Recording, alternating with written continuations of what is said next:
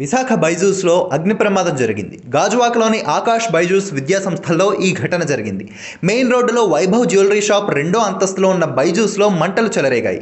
సమాచారం అందుకున్న అగ్నిమాపక సిబ్బంది మంటలు ఆర్పే ప్రక్రియ మొదలుపెట్టారు. కాసేపటికే మంటలు 2వ అంతస్తు నుంచి 3వ అంతస్తుకు పాకాయి. ప్రమాదానికి షార్ట్ సర్క్యూటే కారణమా లేక వేరే ఏదైనా ఉందా అనే కోణంలో దర్యాప్తు ప్రారంభించారు. ఎలాంటి ప్రాణ నష్టం జరగలేదని అధికారులు వెల్లడించారు. అయితే భారీగా ఆస్తి నష్టం జరిగిందని యాజమాన్యం వివరిస్తోంది.